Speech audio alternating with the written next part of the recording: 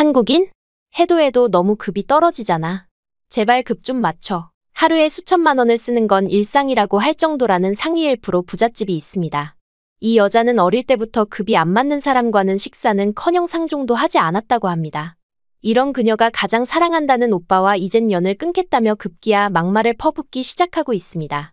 과연 그녀는 왜 이렇게 화가 나게 된 걸까요? 안녕하세요. 루시라고 해요. 반가워요. 제 고향은 네덜란드 암스테르담이라는 곳이에요. 사람들이 저는 세상 걱정 없는 사람이라고 부르더군요. 왜냐면 태어나 보니 금수저, 그게 바로 저였거든요. 행운으로 저는 네덜란드의 상류층 가정에서 태어났어요. 그래서 어릴 적 시간이 나기만 하면 부모님과 함께 여러 나라를 여행하며 추억을 쌓았어요. 그러면서 더 우월감을 느꼈죠. 세계 어느 나라를 가든 영어나 네덜란드어가 통하고 네덜란드의 화폐인 유로를 사용할 수 있었고 제가 네덜란드인이라는 것을 밝히면 모두가 부러워하며 친절하게 대해주더라고요. 그것도 저는 항상 좋은 방, 좋은 좌석을 썼으니 돈이 꽤나 많다는 사람들이 모여있는 자리에서도 그렇게 대하다 보니 잘 사는 사람들도 부러워하는 나라, 그게 바로 네덜란드일 거라고 생각했어요.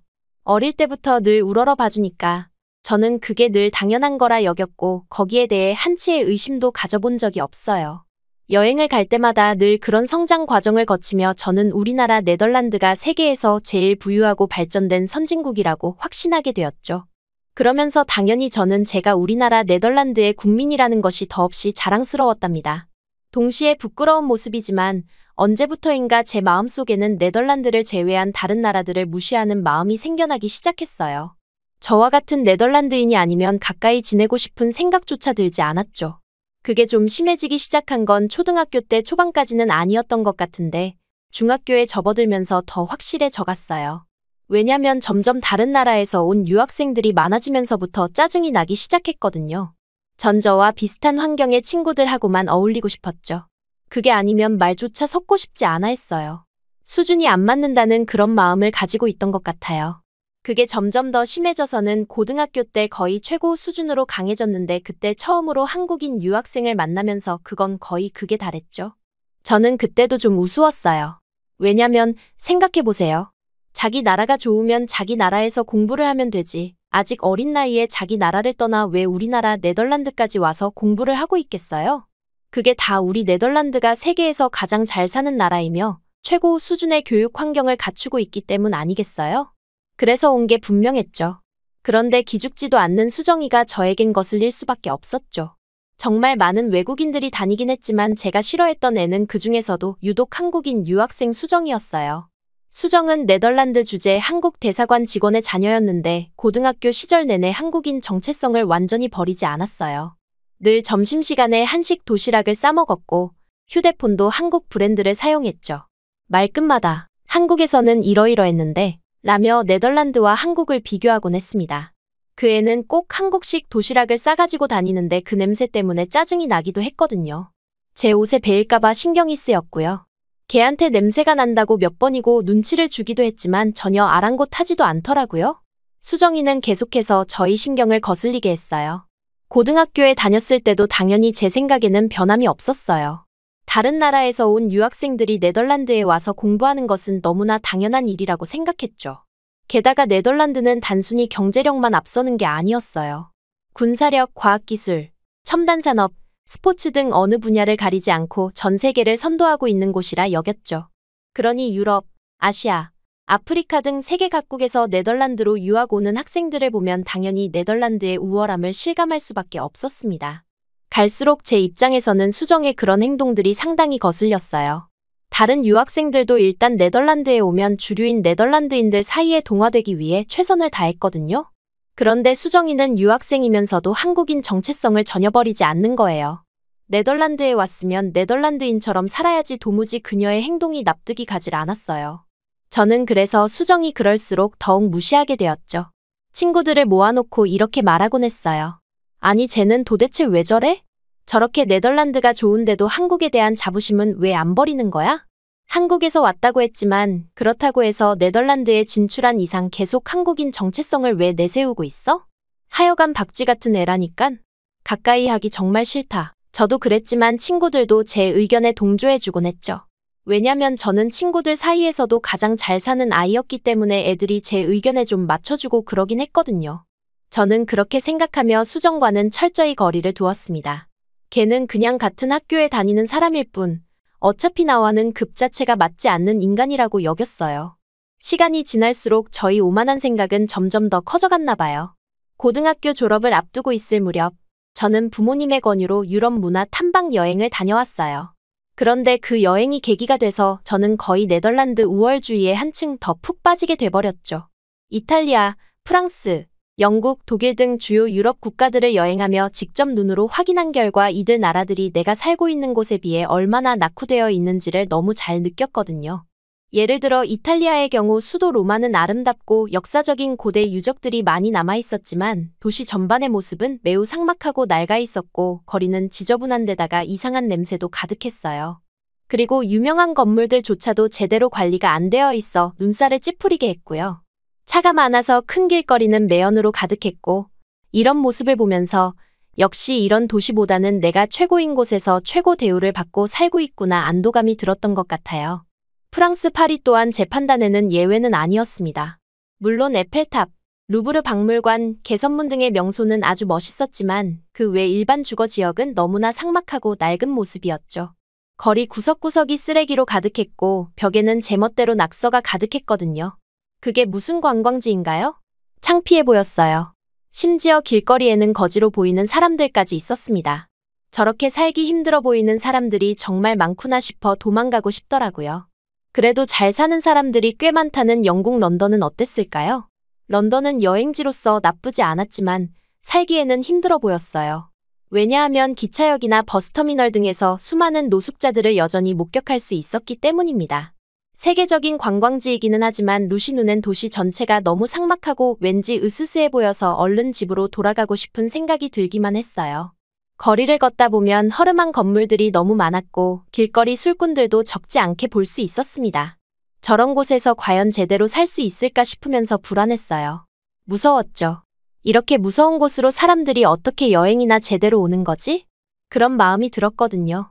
저는 값비싼 것들만 두르고 있는데 그것들을 다 노리고 있는 것처럼 보였거든요. 내내 불안한 마음으로 여행을 하느라 피곤에 쩌들기만 했고요. 그렇게 주요 유럽 국가들을 다 다녀봐도 저는 네덜란드가 정말 세계에서 가장 살기 좋은 나라구나 라는 생각이 들었습니다. 유럽의 다른 나라들과는 차원이 다른 수준이었으니까요. 집 나간 이후로도 저는 전혀 그런 자부심을 잃지 않았어요. 그렇게 저는 아주 당당한 마음을 가지고 고등학교를 졸업하고 암스테르담의 명문 대학에 진학했어요. 앞으로 제 인생에는 핑크빛만 가득할 것 같았죠. 그런데 또 짜증이 찾아왔어요. 대학 생활을 하며 다시금 유학생들을 마주하게 된 거죠. 그런데 그들 중에는 한국인 유학생들도 많이 있었다는 거예요. 그걸 보면서 저는 고등학생 시절 수정이가 저절로 떠올라 한숨을 내쉬었어요.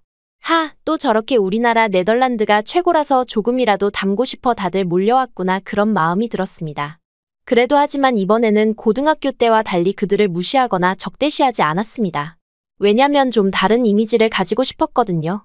마음속으로는 그들을 측은하게 여기는 마음도 없지 않아 있었고요. 그러면서 속으로는 이런 생각을 했습니다. 아마 저 한국 친구들도 곧 네덜란드의 위대함을 알게 되겠지? 그럼 이 나라의 가장 상위 클래스에 사는 내가 아량을 베풀어 줘야겠어. 그런 마음으로 조금씩 그들에게 친절하게도 대해주기 시작했습니다. 그러자 저는 한국인 유학생들과도 서서히 가까워질 수 있었습니다. 그들과 대화를 나누다 보면 한국 문화와 역사에 대해 새로운 점을 알게 되기도 했는데요. 저는 그 점을 들으면서 오히려 네덜란드 문화를 알리는 기회도 있어서 좋았어요. 네덜란드가 얼마나 대단한지 그들에게 확립시키기 좋은 찬스라고 생각했거든요. 그런데 좀 이상한 게 그들은 왠지 수정이처럼 다들 자신의 나라에 대해 상당히 큰 자부심을 가진 것 같더라고요. 그들의 마음을 꺾고 제 의견을 관철시키는 게 왠지 어려웠어요. 저도 수천 년 이상이 된 한국 역사를 그들에게 들으면서 한국 역사 또한 높은 문화를 지녔다는 걸 알게 됐어요. 그게 매력적일 수도 있다는 걸요. 하지만 네덜란드보단 아니죠. 계속해서 대학 시절 한국인 유학생들과도 서서히 가까워질 수 있었지만 여전히 제 마음속에서는 그들과 어떤 벽 같은 게 있었어요. 왜냐면 제 마음속에 이미 깊이 자리 잡고 있던 네덜란드 우월주의는 쉽게 사라지지 않았으니까요. 네덜란드가 세계에서 가장 잘 사는 나라라는 믿음은 너무나도 단단히 박혀 있었기 때문이죠. 한국인 친구들도 꽤 잘 사는 친구들이 있는 것 같았는데 관심을 두지 않았어요. 그래봤자 다 그런 생각이었거든요. 한 2년쯤 흘렀을 거예요. 사업 공부를 하기 위해 외국으로 떠난 오빠가 오랜만에 연락을 해왔습니다. 그런데 그 연락이 정말 충격적인 연락이었어요. 그 소식은 듣지 않았어야 하는 연락이었죠. 그건 바로 오빠의 결혼 소식이었어요. 오빠 헤이스는 저보다 9살이나 많아서 어릴 때부터 저를 거의 딸처럼 보살펴줬어요. 제가 우는 걸 몹시 슬퍼해서 인형놀이도 같이 해주며 언니처럼, 엄마처럼, 때로는 아빠처럼 저를 지켜주던 저희 단 하나뿐인 가족이었죠. 가족 중에서도 제가 가장 사랑한다고 바로 말할 수 있는 사람이고요. 그런 오빠가 저에게 보여주지도 않고 바로 결혼을 하겠다고 하다니 그건 있을 수도 없는 일이었어요. 우리가 요새 너무 바쁘게 살긴 했어도 이건 제 입장에서는 청천벽력 같은 일이었어요. 그런데 더 충격적인 소식은 결혼을 결심했다는 여자가 바로 한국인이라는 소식이었어요. 저는 오빠의 말에 더 이상 답도 할 수 없는 상태가 되었죠. 오빠 미친 거 아니야? 지금 다른 나라도 아니고 한국인? 한국인 여자를 우리 같은 집으로 지금 결혼한다고 이야기하는 거야? 저는 화가 치밀어 올라 오빠에게 소리를 쳤어요. 하지만 가족들은 헤이스 오빠와 신부의 편을 들며 저를 나무랐죠. 그러면서 오빠는 한국에서 상견례를 올리고 먼저 결혼식을 했으면 한다고 말을 했습니다. 그래야 비자 문제도 수월해질 것 같다면서요. 그 말에 결국 홀로 화가 머리끝까지 난 저는 나중에 연락을 하자며 오빠와 전화를 끊어버리고 말았습니다. 그날 얼마나 울었나 모르겠어요. 다른 사람도 아니고 오빠는 우리 가족에서도 그 많은 재산을 모두 다 물려받을 단 하나뿐인 자식이에요. 우리 가족 중에서도 가장 똑똑한 오빠가 그러는 게 당연하다고 단 한 번도 의심해 본 적 없을 정도로요. 그런 똑똑한 오빠가 왜 이렇게 멍청한 결정을 내린 걸까 저는 도저히 오빠와 가족들을 이해할 수가 없었어요. 저는 마음을 가다듬고 오빠에게 다시 전화를 했습니다.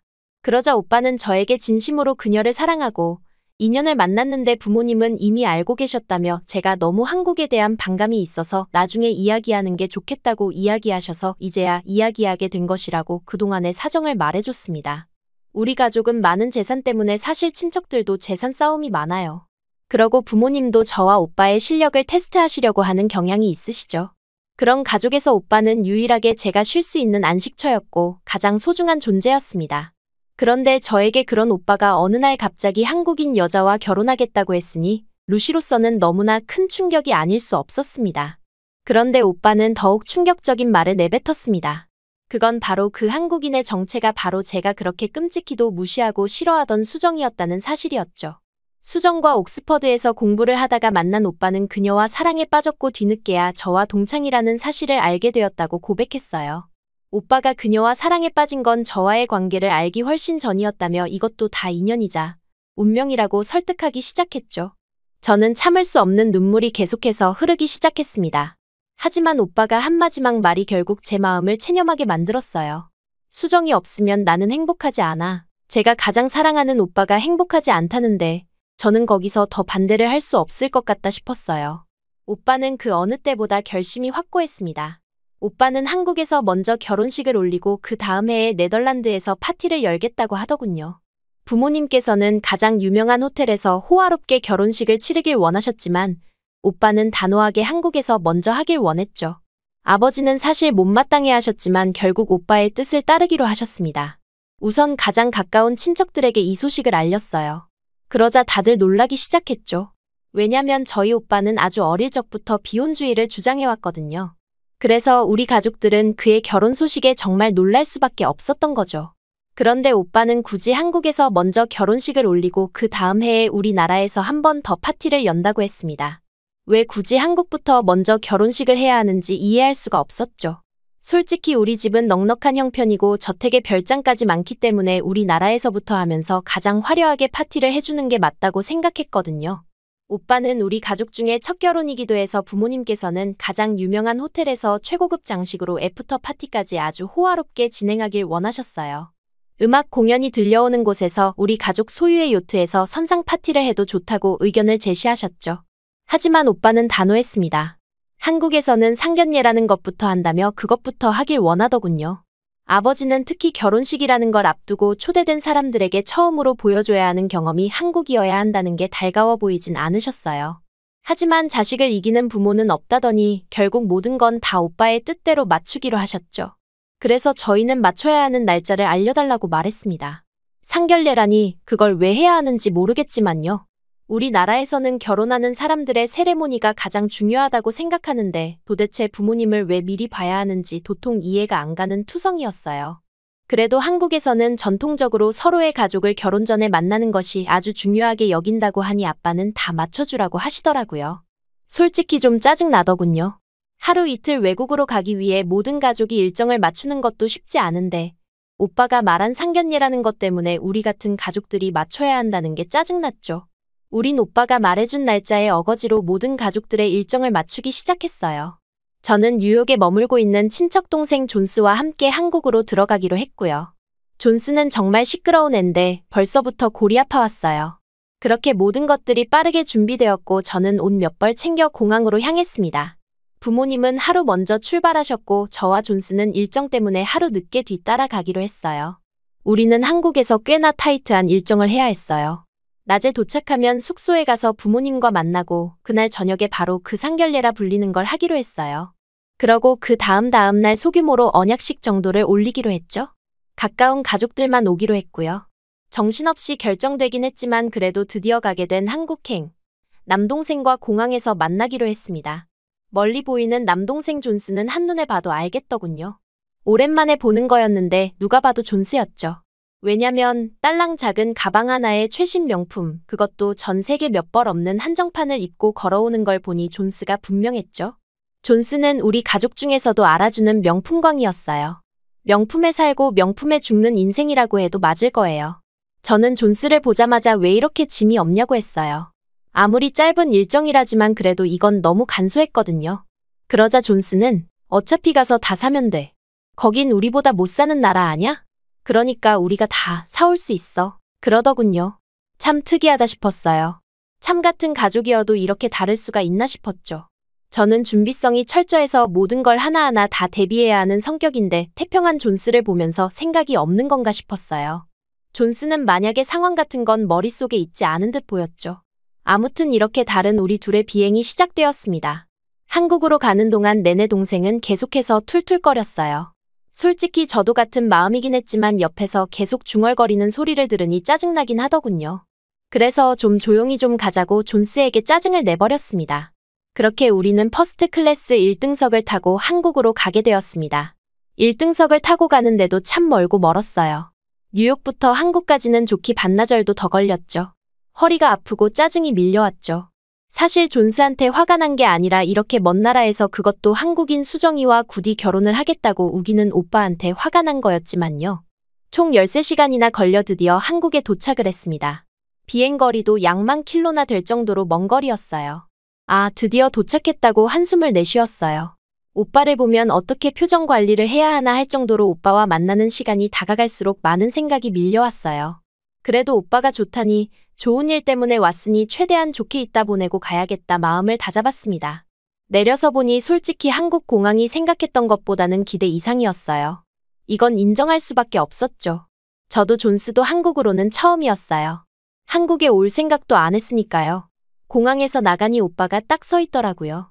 저를 데리러 마중을 나온 것이었죠. 오빠를 보니 원망했던 마음은 온데간데 없이 눈물부터 나오고 오빠를 왈아가났어요.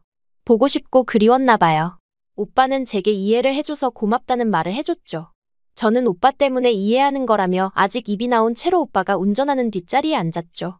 오빠는 숙소로 가자고 했지만 존스는 싫다며 짜증을 부렸어요. 명품관부터 가자고 생떼를 부렸죠. 그러자 오빠는 시간이 아직은 좀 넉넉하니 그럼 명품관을 갔다가 가자고 했어요. 어차피 모두 다 호텔에서 머물고 있다면서요. 그러자고 했죠. 저는 눈을 감았어요. 그런데 옆에서 존스가 계속 감탄을 연발하는 거예요. 한국이 끝내준다면서 눈 좀 떠보라고 그러더라고요. 저는 듣기도 싫고 보고 싶지도 않아 더 꾹 감았죠. 그러다 조금 잠이 들었을 무렵 명품관이라며 도착을 했어요. 존스는 신난 강아지처럼 튀어나갔어요. 지갑도 안 챙기고 말이에요. 저는 존스를 찾아 같이 뛰어갔죠. 그렇게 존스를 찾아 인파를 뚫고 막 지나치고 있었어요. 명품관에 사람이 왜 그렇게 많은지 정말 말도 안 되는 인파로 가득하더라고요. 속으로 한국 사람들이 돈이 이렇게 많다고 생각을 하며 존스를 찾고 있었어요. 그런데 어수선하게 어디선가 막 싸우는 고성 소리가 들려왔습니다. 저는 그게 어딘가 찾아가 보니 그 안에서 존스가 누군가와 막 다투며 이야기를 하고 있더라고요. 그러고 무엇보다 존스의 그 비싼 명품 수트가 완전 거지꼴이 되어 있었고요. 전 도대체 이게 무슨 일인가 싶어 화들짝 놀랐죠. 저는 무슨 일인지 물었어요. 그러자 존스가 이 여자들과 부딪혔다고 했어요. 어떻게 할 거냐고 존스는 따지고 있었죠.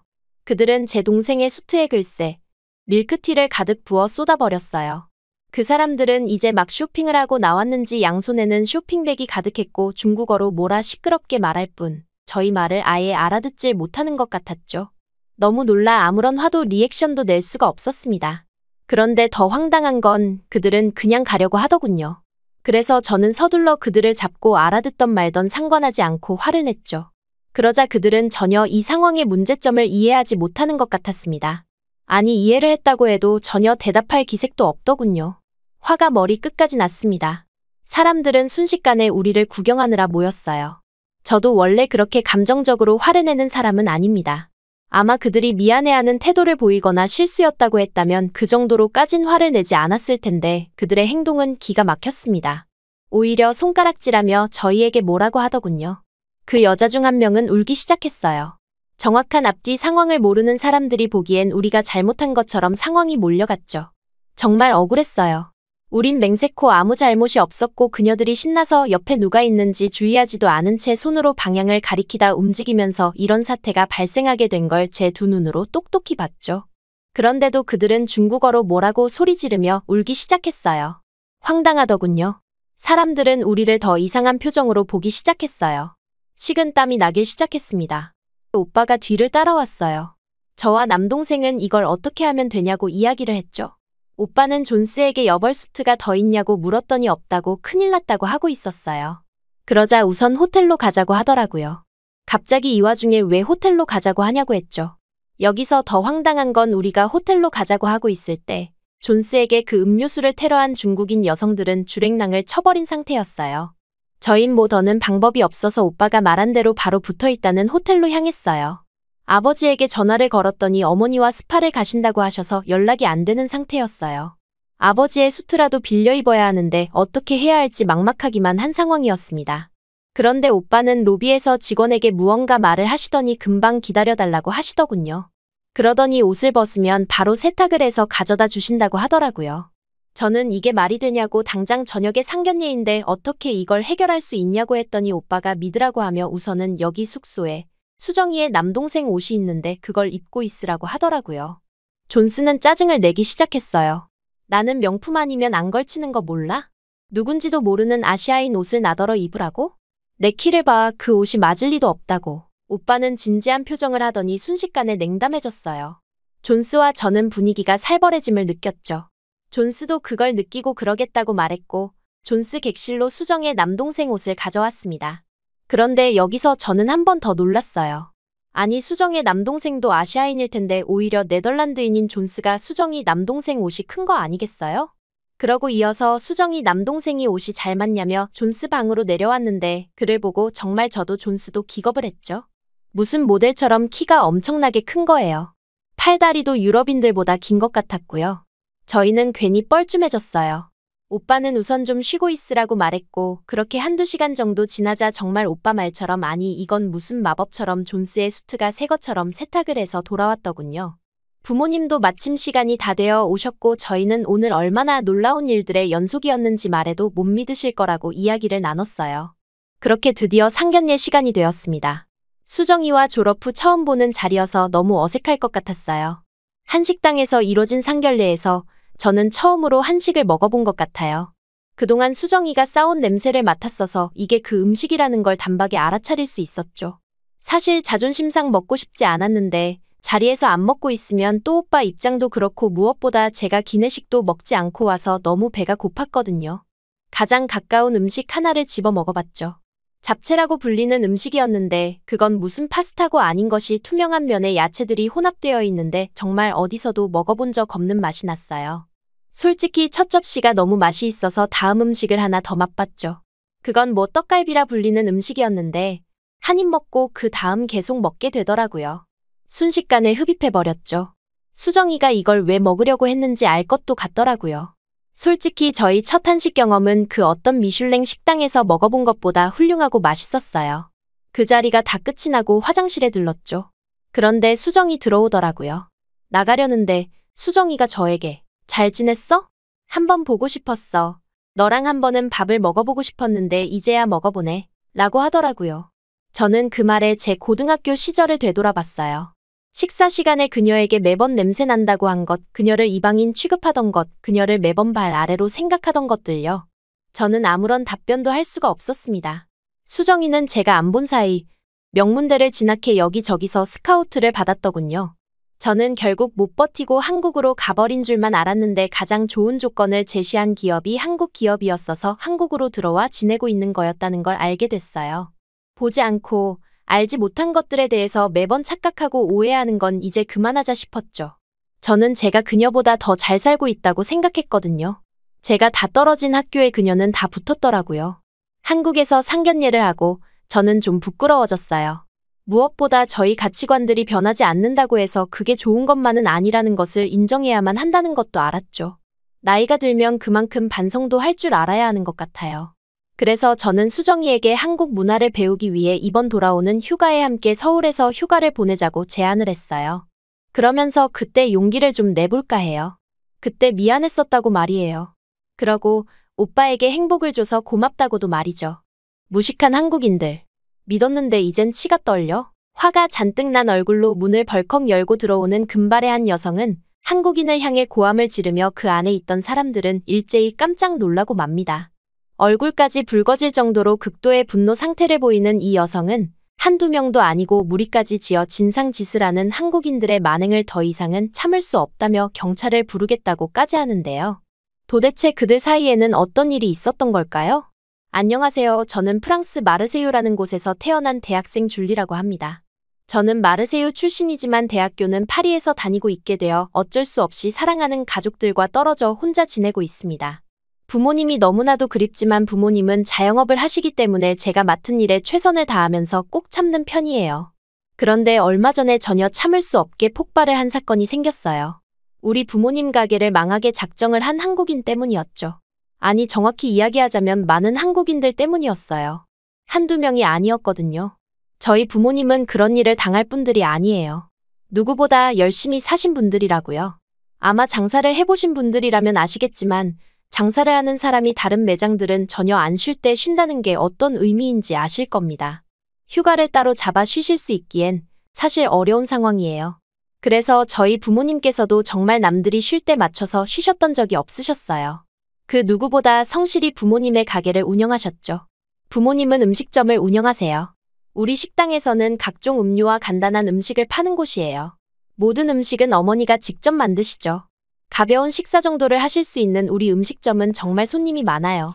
어릴 때부터 엄마는 정말 요리를 잘하셨어요. 그래서 특별한 날에 친한 사람들의 케이크도 다 손수 만들어주시곤 하셨던 게 기억나요. 참 행복한 기억이었죠. 원래는 아버지가 직장인이셨고 어머니는 주부셨지만 이미 유명했던 어머니의 요리 실력에 사람들은 음식점을 강력하게 권하셨어요. 그러다 결국 해볼까 하는 마음으로 음식점 장사를 시작하게 되신 거죠. 장사를 시작한 지 얼마 지나지 않아 손님들에게 좋게 소문이 나기 시작했어요. 그 결과 어머니의 가게는 제가 아주 어릴 때부터 지금까지 꾸준히 많은 손님들이 대기해야 하는 그야말로 줄 서서라도 꼭 먹고 가야 하는 맛집으로 등극하게 되었습니다. 저는 그런 부모님을 항상 존경했습니다. 어떤 상황에도 절대 불평불만을 하시거나 아무리 지치는 상황에도 힘든 티를 내시는 분들이 아니셨거든요. 어린 제가 보기에도 충분히 힘들어 보였지만 부모님은 꿋꿋하고 참 꾸준하셨습니다. 일과 보살피는 걸 병행하셨어야 하다 보니 저는 외동에 그쳤어요.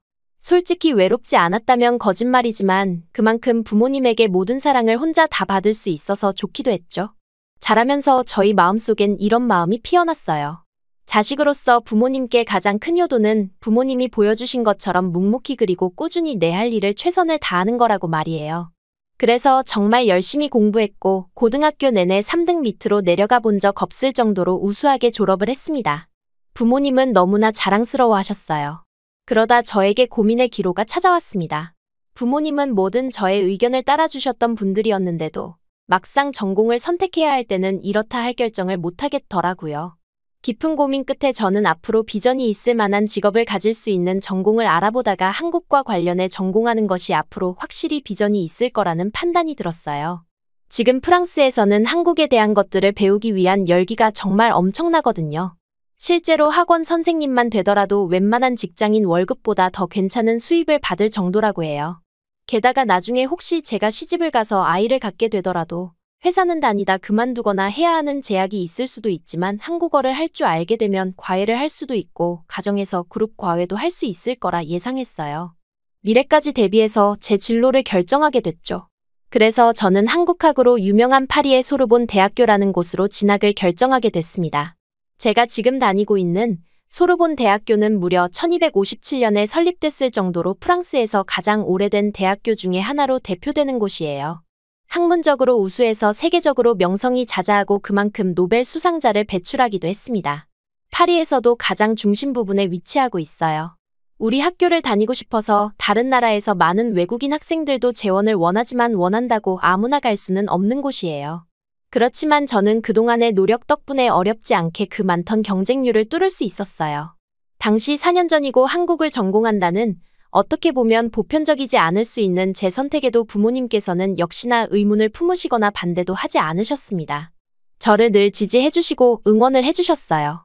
부모님은 저를 저보다 항상 더 믿어주시는 분들이었죠. 저는 그런 점에 항상 우리 가족들에게 고마운 마음이 가득했어요. 아마 매번 저희 선택 중에서 마음에 차지 않은 경우도 다반사일 텐데 모두 잘 결정했다며 저희 결정이 최고의 선택인 것처럼 존중해 주셨죠. 이런 점들은 제가 부모님을 진심으로 존경하는 까닭이기도 합니다. 사람은 믿어주는 만큼 자라나는 것 같더군요. 부모님의 믿음과 신뢰 그리고 사랑이라는 자양분 덕분에 저라는 씨앗이 이만큼이나 무럭무럭 자라나기 시작했어요. 부모님이 제 선택을 항상 믿어주시는 만큼 더 잘해내고 싶은 마음과 성취 욕구는 갈수록 높아지기 시작했어요. 그래서 대학교를 다니면서 한국에 대해 전반적으로 배우면서도 누구보다 더 빨리 한국어를 완벽하게 구사하고 마스터하고 싶은 마음이 생겼습니다. 다소 무리이긴 했지만 대학교와 한국어 학원까지 함께 병행하며 누구보다 빨리 더 많은 것들을 습득하기 시작했어요. 쉬고 싶을 때 언제든 쉬게 해드리고 싶었어요. 그 마음 하나로 저는 제가 선택한 분야에서 꼭 성공하고 말겠단 마음이 자라났어요. 하지만 성공에 대한 열망으로 열심히 하면 할수록 저는 바빠졌고 시간은 없어지기만 했어요. 그러면서 문제가 스멀스멀 자라났죠. 실력은 늘었지만 사랑하는 부모님을 뵈러 갈 시간이 점점 더 줄어든다는 거였어요. 우리 학교에서부터 마르세유까지는 780km나 되는 상황이었어서 차나 철도 이동으로 가려면 거의 이틀을 모두 사용해야 했거든요. 항공편도 있긴 하지만 연착되는 경우가 빈번해 잘 이용하진 않아요. 우리나라 사람들한테 물어보면 대부분 그렇다고 할 거예요. 제 시간에 간다. 그럼 그건 정말 행운이라고 이야기할 정도로 우리나라의 대중교통이 밀리는 현상은 그냥 생활이자 삶이죠. 그게 아닌 게 더 이상할 정도로요. 게다가 저도 대학생이 되고 나니 그렇게 할 게 많을지 몰랐어요. 과제며 테스트며 넘쳐나서 그걸 좋은 성적을 받으려면 마음이 초조하기만 했어요. 그나마 방학이나 돼야 여유로운 시간과 마음을 갖고 본가를 찾아갈 수 있게 되었죠. 이런 제 일정에도 부모님은 못 보는 것에 대해 섭섭해하시거나 보고 싶단 말보단 미래를 위해 열심히 하는 게 지금 나이에 맞는 거라며 오히려 저를 독려해 주셨어요. 그리고 언제든 필요한 게 있으면 편하게 이야기하라고 하셨죠. 열심히 하는 저에게 가족들까지 신경 쓰지 말라고 부담감까지 덜어주시곤 했어요. 저는 부모님의 단단한 사랑과 믿음을 양분을 토대로 실력도 점점 자라나 눈에 띄게 성장할 수 있었습니다. 전공에 대해 배우면 배울수록 한국에 관련한 전공을 선택하길 잘했다는 확신을 가졌습니다. 한국은 정말 독특하고 다양한 매력을 가지고 있었죠. 학창시절에 그 어디서도 배워보거나 경험해본 적 없는 아주 새로운 문화였습니다. 과하지 않지만 정교하고 섬세한 발달을 가졌고 무신경한 듯 말을 걸지 않지만 서로에 대한 예의를 중요시하죠. 정말 특이한 게 한국은 남의 물건엔 관심도 없지만 또 물건을 흘리는 사람을 보면 바로 주워서 위험에 처했다고 바로 알려줍니다. 과도한 리액션은 하지 않지만 누구보다 서로에게 또 관심이 있어요. 이건 한국학을 전공하고 한국에 대해 깊이 공부하지 않았다면 결코 몰랐을 부분일 거예요. 또 한국은 전통적인 부분으로 음악, 건축, 의류까지 다양한 예술 분야의 사람들 일상 속에 녹아있다는 게 정말 근사한 것 같아요. 게다가 전자기기, IT 강국답게 최첨단 기술을 융합한 현대적인 문화와 기술까지 조화롭게 공존해 있더군요. 한국에 대한 여러 자료를 통해 공부를 하면서 빨리 한국을 가고 싶다는 마음이 들었어요. 왜냐면 4학년 마지막 학년 때는 필수로 한국을 가서 지내야 하는 커리큘럼이거든요. 하지만 모든 학생이 일제히 가는 것이 아니라 성적이 좋은 순으로 빠르게 갈 수 있기도 해요. 그래서 이게 제가 열심히 한 이유였어요. 저는 매번 한국에 가는 날을 상상하곤 했어요. 정말 유일무이하게 한국은 나라의 모든 면이 바다로 이루어져 있고 산도 많으며 사계절이 뚜렷하잖아요. 그에 맞는 모든 문화와 생활이 발달했으니 그 모든 계절을 다 경험해보고 싶은 마음이 자라났죠. 그리고 가게 되면 전통 한식당도 꼭 가볼 계획이었어요.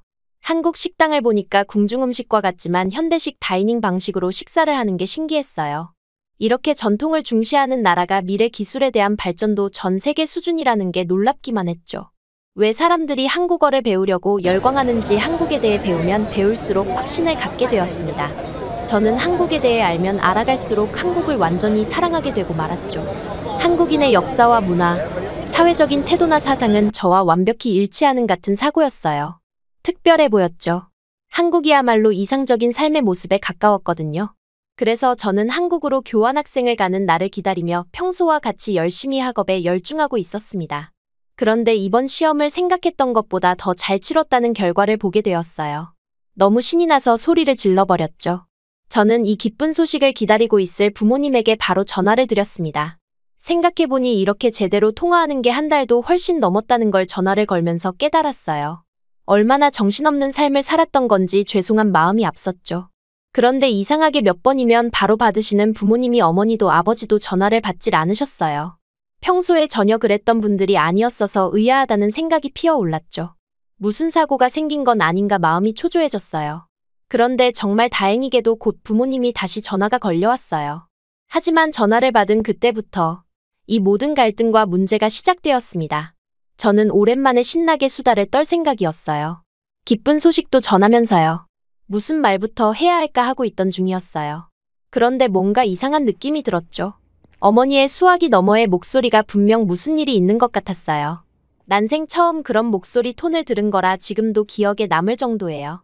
왜냐면 늘 일부러라도 씩씩하려고 노력하셨기에 그 정도로 힘들고 기운 없어 보이는 목소리는 아마 제 기억에는 처음 들어봤던 거였거든요.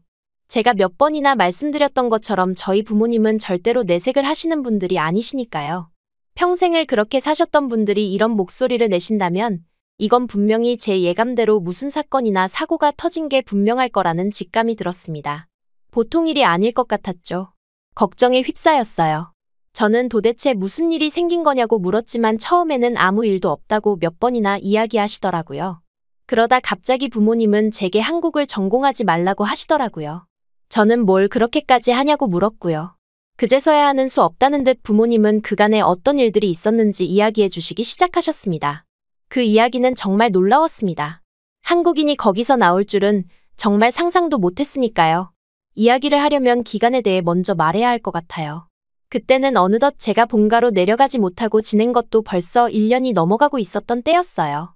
하지만 그 기간은 누군가에게는 짧다면 짧고 우리 고향이 변해버리기에는 충분한 시간이었나 봐요.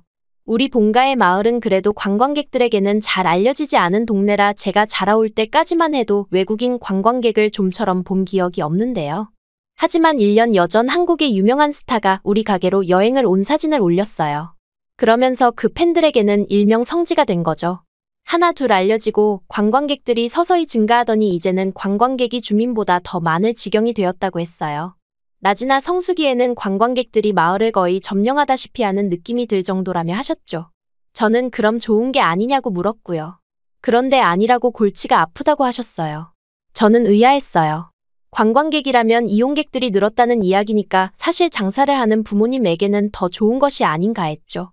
장사하는 입장에서는 아무래도 손님이 늘거나 골목 상권이 부흥하는 게 도움이 된다고 생각했거든요.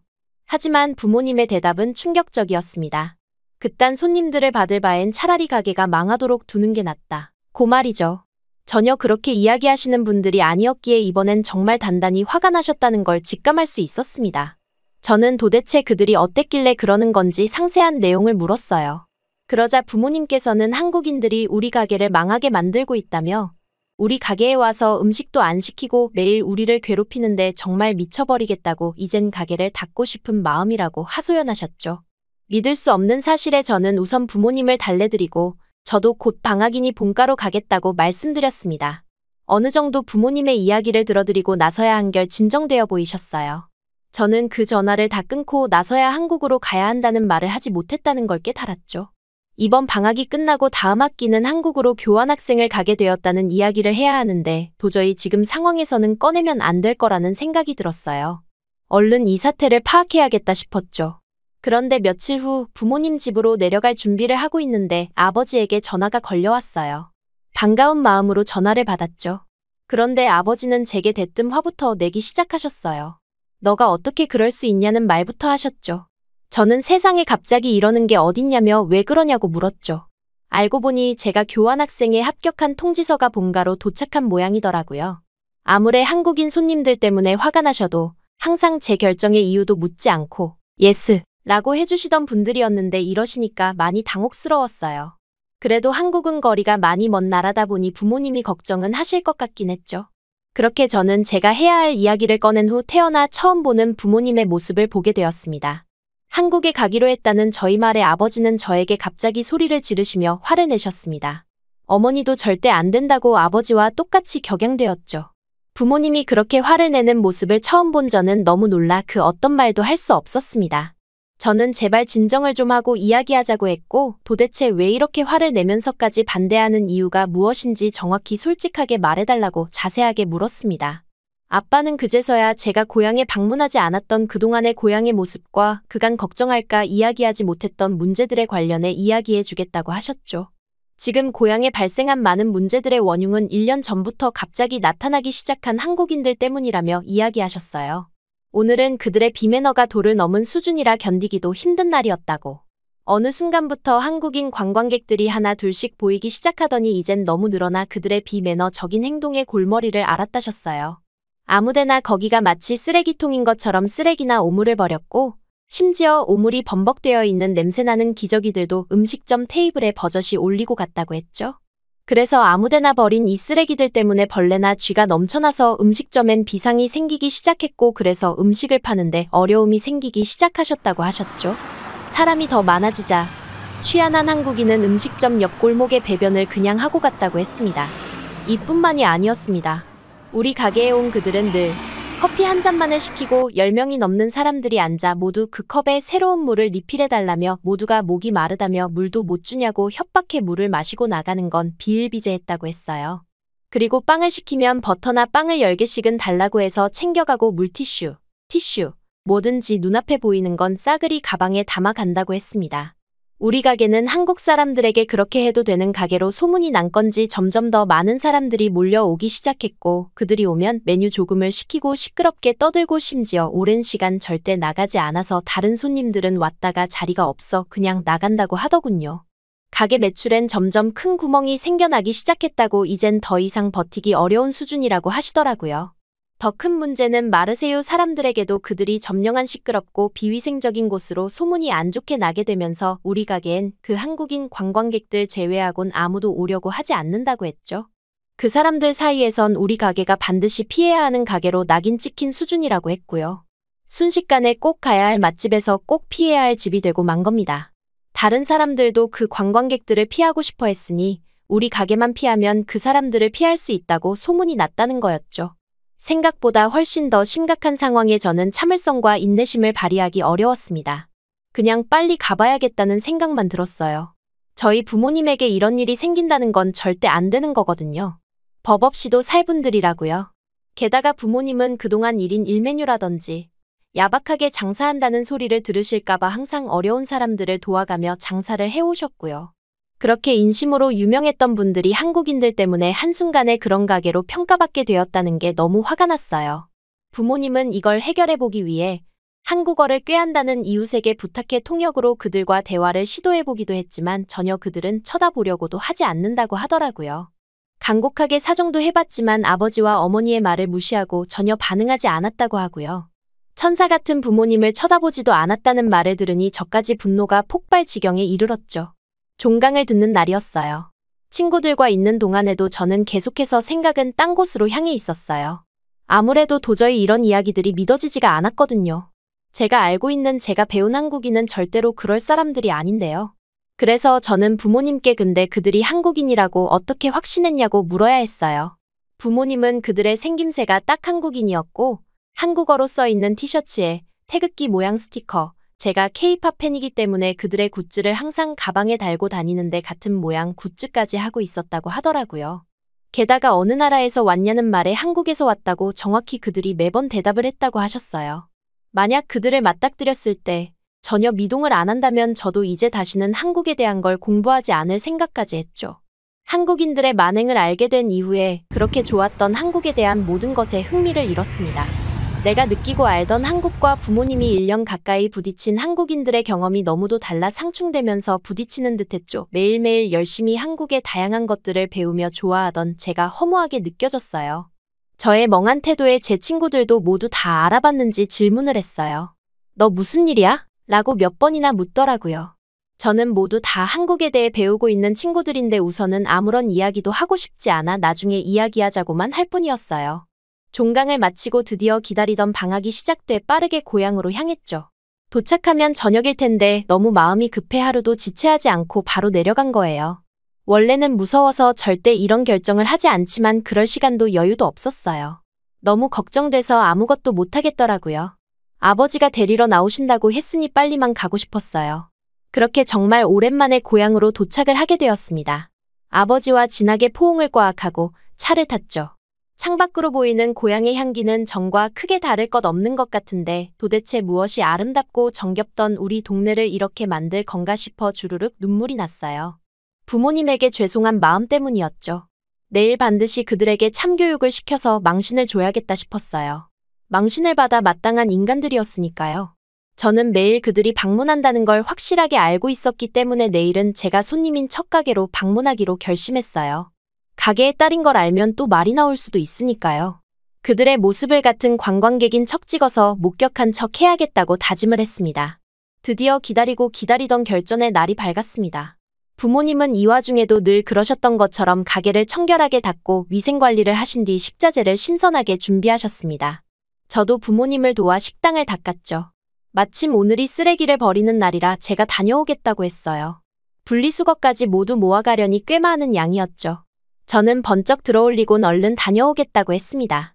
그런데 우린 분리수거장이 바로 앞에 있는 게 아니에요. 차를 타고 꽤 멀리 가야 하죠. 분리수거를 하는 곳이 정해져 있거든요. 어릴 때부터 그게 당연한 거라 불편하진 않아요. 그저 어떻게 하면 차에 흘리지 않게 잘 넣을 수 있는지만 신경 썼던 것 같아요. 저는 얼른 다녀오겠다고 말하고 차를 탔어요. 그리고 최대한 빠르게 쓰레기를 버리고 다시 가게로 돌아오는데 멀리서 보니 가게 안에 벌써 사람들이 가득 차 있는 걸 발견하고 말았습니다. 침을 꿀꺽 삼켰죠. 얼른 차를 세우고 손님인 척하기 위해 앞치마를 벗고 긴장을 풀며 거칠게 문을 확 열어버렸어요.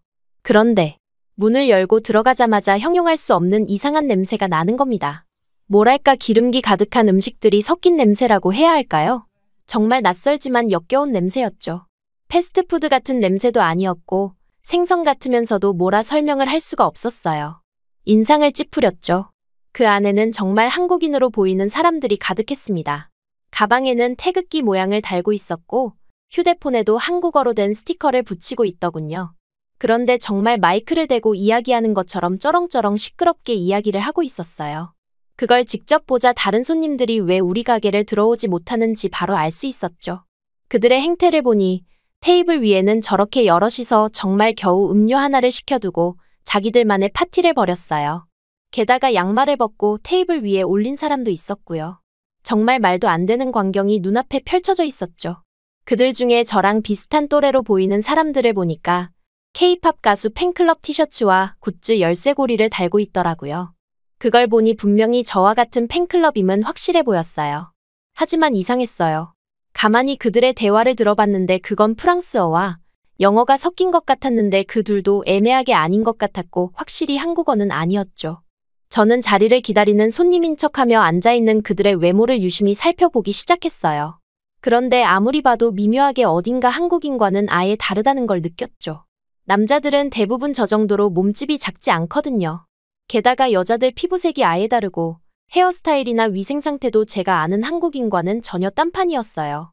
저는 아무래도 그들은 한국인이 아닌 것 같다고 확신했습니다. 그리고 그들에게 성큼성큼 다가갔죠. 어머니와 아버지는 그런 저를 보고 침을 꿀꺽 삼키시며 긴장하시는 게 보였고요. 한국어로 말했어요. 이거 누구 거예요? 이상하게 그 말에 아무도 쳐다보질 않았어요. 이건 분명 한국인이라면 바로 쳐다봐야 할 말 아닌가요? 그런데 그들은 각자 대화를 이어가더라고요. 저는 한 번 더, 오늘 여기 모든 음식 공짜입니다. 계속 크게 말하는 저를 이상하다는 듯 쳐다볼 뿐 전혀 제 말을 이해하지 못하고 있었어요. 그런데 화장실을 다녀온 한 명이 한국어로 말하며 다가오기 시작했죠. 야, 공짜? 진짜지? 그 어눌한 발음은 분명 한국어 발음이 아니었어요. 어이가 없었어요. 저는 한복은 누구 나라 거야? 그에게 물었어요. 그러자 그 사람은 갑자기 중국어로 뭐라 말하는 거예요. 그러면서 장난해? 그거 중국 거야 라고 하더군요. 우기는 걸 보니 중국인이라는 제 합리적인 의심이 확실해졌죠. 중국인이냐고 묻는 제 말에 처음에는 아니라고 하던 그 남자에게 중국어로 무식한 인간들치가 떨리게 싫어 라고 아주 심하게 말을 했어요. 사실 제가 중국어를 할 수 있는 건 아니고 한 영화를 보다가 나왔던 대사였는데 기억에 남아서 외워둔 말이었죠. 그 이야기를 듣자 한국어로 이야기했을 때와는 반대로 그들은 모두 일제히 아주 난리가 났습니다. 저에게 뭐라 삿대질을 하면서 소리소리를 지르더군요. 그래서 저는 그들에게 도대체 왜 한국인인 척한 것인지 아님 한국 대사관에 말을 할 거라며 협박을 했어요. 그러자 그 남자는 대표로 대답을 하기 시작했죠. 그 남자의 답변은 더 기가 막혔습니다. 요즘 세계관광지 어디로 가나 한국인이라고 하면 더 대우를 잘해주고 어차피 한국 사람들은 이런데 올 돈은 없으니까 한국인인 척 좀 했다며 그래서 일부러 한국 관련된 스티커를 사서 붙이는 게 그들 사이에서는 꿀팁처럼 불린다고 했어요. 갈수록 그들의 열받는 주장에 더는 대꾸도 하기 싫더라고요. 전 당장 나가라고 그리고 앞으로 한 번 더 이런 중국인이 온다면 한인회에 소문을 내고 중국 관광청까지 연락을 할 거라고 그들에게 협박을 하기 시작했어요. 사실 그 절차는 저도 잘 모르지만 그냥 화가 나서 막 지른 거였죠. 신고하려고 연기까지 했어요. 그러자 그들은 겁을 먹고 그제서야 다시는 그러지 않겠다며 한국인인 척하고 다니지 않겠다고 사과를 하더군요. 단단히 약속을 받아냈어요. 저는 그들에게 한 번 더 이런 일이 생기면 그땐 한국인 관련 모든 기관에 연락을 취할 거라고 압박을 줬고요. 겪었어도 믿을 수 없는 그 일이 드디어 일단락되고 나서야 우리 가족은 비로소 오랜만에 예전처럼 웃음을 되찾을 수 있었습니다. 부모님도 그제서야 모든 한국에 대한 오해가 풀렸고 부모님의 걱정도 비로소 풀리실 수 있게 되었습니다. 당연히 제가 한국으로 교환학생 가게 되는 일은 그대로 진행하게 됐고요. 그래서 지금 저는 한국에 있어요. 다행히도 요즘 부모님 가게는 예전처럼 장사가 다시 돌아오고 있고요. 그 해프닝이 그나마 부모님이 좀 쉬는 계기가 되셔서 저랑 함께 한국도 방문하셨어요. 그런데 부모님은 한국 여행을 통해 오히려 아이디어를 얻고 가신다면서 저보다 더 즐기시더라고요. 한국에서 생각하지도 못했던 장사하는 사람들의 서비스 친절 수준을 아셨대요. 특히 한국에선 두 손으로 음식을 주는 문화나 노약자를 우선시하는 공경이나 양보, 배려 문화를 보고 완전 감명을 받으셨어요. 한국인들의 예의 바르고 사회적인 매너 수준에 많이 놀라신 것 같아요. 그리고 지금 가게에서 한국의 가게들처럼 서비스를 해보시려고 한다고 저한테 이것저것 물으시고요.